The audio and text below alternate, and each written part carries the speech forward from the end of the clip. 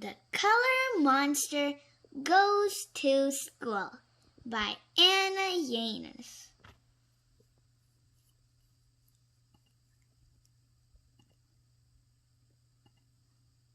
Hello, Monster. I have something to tell you. Today is the first day of school. But what is this thing you call school? A dangerous place full of fierce animals? A magic cloud in the sky? A scary forest of traps? Here's your backpack. You can put everything you need in it. Here's a helmet, a boots for quicksand, a flashlight, bat repellent, anti-alien goggles, a laser just in case. And yeah.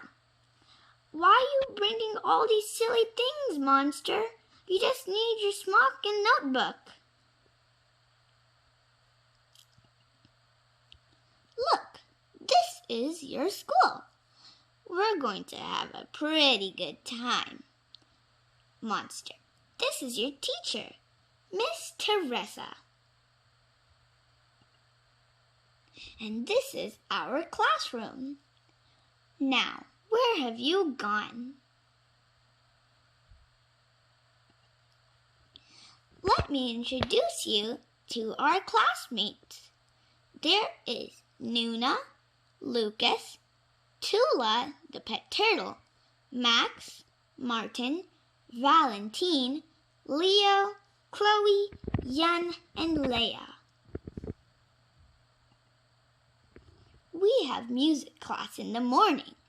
You're doing great, Monster. You're just a little out of tune. Then Miss Teresa reads us a story. Monster, I can see you really like stories. Later, we head outside to the playground. The monster finds a swing. Hey, Monster, give us a turn. Before lunch, we go to the bathroom and then wash our hands.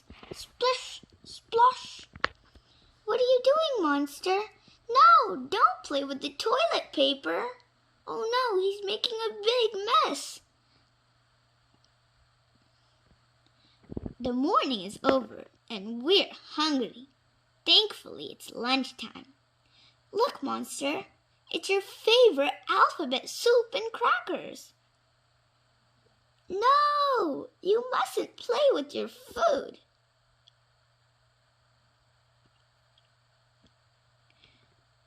With a full tummy, Monster sneaks into the baby's classroom, where it's nap time. Well, they were napping. Good heavens, what loud snoring. In the afternoon, we go to the gym for some exercise. It is so much fun jumping on the monster. Boing, boing. We end the day by doing some painting. And we've got the perfect model. The monster changes colors when his feelings change. Say something sweet. He might turn even pink. School's over, and it's time to say goodbye. It has been a great day. School isn't so bad after all. Are we going again tomorrow? Maybe after I get some rest. The end. Duck, Duck, Dinosaur. Spring Smiles by Callie George. Illustrated by Oriole Vital. This is Feather, and this is Flap, and this is their brother Spike. He's a dinosaur. And look, there's 2 little birds standing on him. It is spring. Everyone smiles. And the sun smiles back. Time to explore. Look, a garden, says Feather. Let's smell the flowers. Flowers, flowers, says Flap. Flowers, says Spike. They smell the flowers. Feather smiles. Flap smiles. But Spike sneezes. Achoo! Oh no! Look, leaves, says Feather. Let's make hats. Hats, hats, says Flap. Hats, says Spike. They make hats. Feather smiles. Flap smiles. But Spike sneezes. Achoo! Oh no! Look, seeds, says Feather. Let's make a wish. A wish, a wish, says Flap.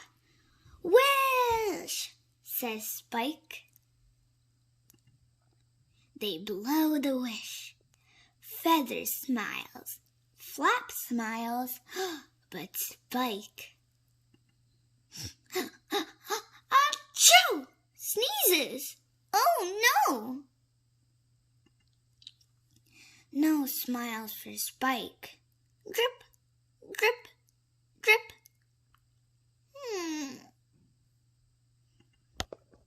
Look, rain, says Feather. Let's jump in puddles. Puddles, puddles, says Flap. Puddles? Says Spike. He's worried. Will he sneeze? Splish, splish, splish. They jump in puddles. Feather smiles. Flap smiles. And Spike smiles too. And a rainbow smiles back. The end. Creepy Carrots by Aaron Reynolds. Pictures by Peter Brown.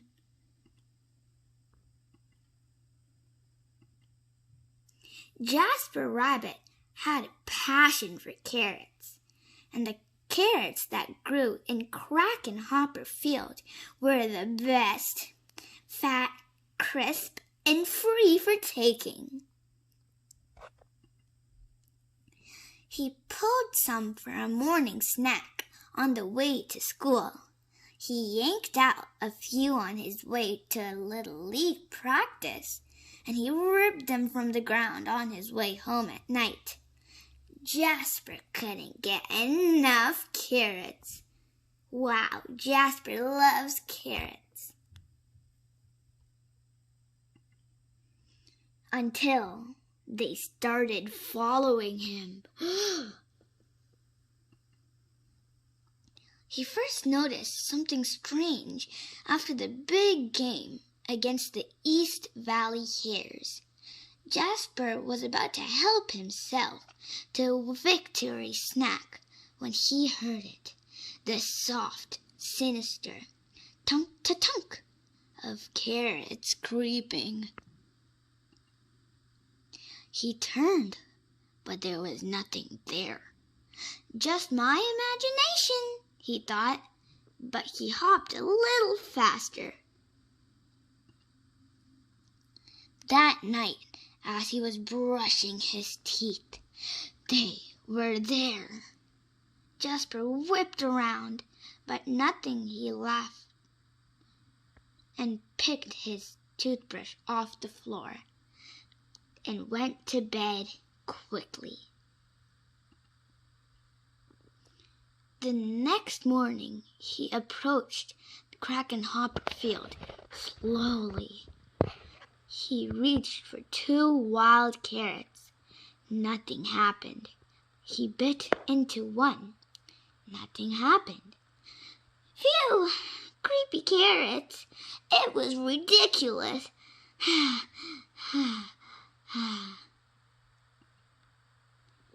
But when he arrived home that evening, "Mom! Mom!" Jasper screamed. "Creepy carrots in the shed!" His mom opened the door slowly, and there weren't any carrots, not even the regular kind. "There are no such things as creepy carrots," Mom said, shaking her head. Later that night, as Jasper lay in bed, he heard it, breathing, terrible carroty breathing, and there it is, on his wall. "Creepy carrots!" he shouted. "Dad! Dad!" His dad thumped into his bedroom and threw on the light. They searched under the bed. No creepy carrots. They looked through the closet. No creepy carrots. They opened the dresser drawers. No creepy carrots. "Just a bad dream, son," his dad said, shaking his head. "Now go to sleep." That was not going to happen. By the end of the week, Jasper was seeing creepy carrots creeping everywhere. Jasper knew his parents were wrong. Creepy carrots are real, and they were coming for him. But they couldn't get him if they couldn't get out. Look, Jasper has an idea. Jasper hatched a plan. First thing on Saturday, he grabbed supplies and headed to Crack and Hopper Field. And he got to work. Look, he's constructing something. He even has a water pipe. As the sun finally set across Crack and Hopper Field, Jasper Rabbit smiled. On his way home, there was no tunk-ta-tunk. There were no carrot-shaped shadows, and his plan had worked. No creepy carrots would ever get out of that carrot patch ever again. And as the sun finally set, the carrots of Crack and Hopper Field cheered. Their creepy plan had worked. They were sure of it. Jasper Rabbit would never get into that carrot patch ever again. The end.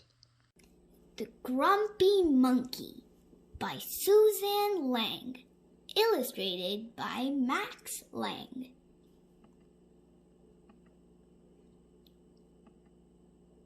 One wonderful day, Jim Pansy woke to discover that nothing was right.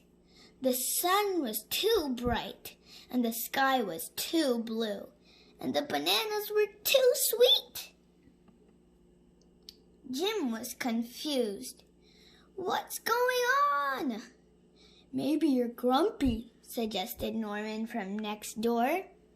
"I am not grumpy," Jim insisted. On his walk, he met Marabou. "Jim's grumpy," Norman told Marabou. "Why are you grumpy, Jim?" asked Marabou. "It's such a wonderful day." "Grumpy? Me? I'm not grumpy," said Jim. "But look how you're standing," Marabou said. "It's true," said Norman. "You're all hunched." So Jim loosened up. Then he ran into Lemur.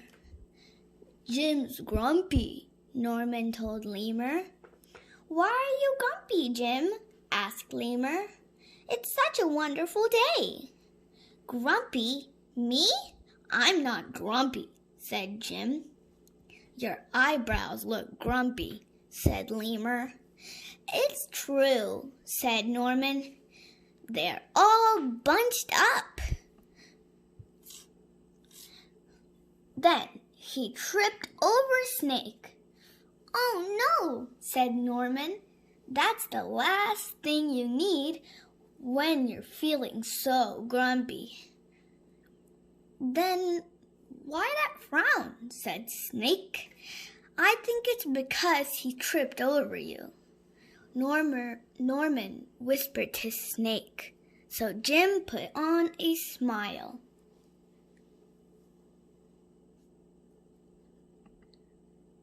Finally, Jim looked happy, but he didn't feel happy inside. Everyone wanted Jim to enjoy this wonderful day. "You should sing with us," said the birds. But Jim didn't feel like singing. "You should swing with us," said the monkeys. But Jim didn't feel like swinging. "You should roll with us," said the zebras. Jim didn't feel like rolling. "You should stroll with us," said the peacocks. But Jim didn't feel like strolling. "You should lie in the grass. You should stomp your feet. You should take a bath. Make a splash. You could hug someone. You should laugh. You should take a nap. You should eat old meat, or some honey, or jump up and down. You can sit in the sun, and you should dance." But Jim didn't feel like doing any of that. "Why are you grumpy, Jim?" asked the others. "It's such a wonderful day." "I'm not grumpy!" shouted Jim as he beat his chest. And he stormed off. Jim felt sorry, a little sorry for shouting at everyone, but mostly sorry for himself. "I guess I am grumpy," Jim sighed. And just as he was starting to feel really sad, he came upon Norman. Norman was slumped. His eyebrows were bunched up, and he was frowning. "What's the matter? Are you grumpy?" asked Jim. "No, I danced with Porcupine," said Norman. "Are you okay?" asked Jim. "It hurts, but I'll probably feel better soon enough," said Norman. "Are you still grumpy?" "Yes," said Jim, "but I'll probably feel better soon enough, too. For now, I need to be grumpy." "It's a wonderful day to be grumpy," said Norman. Jim agreed. And he felt a little better. The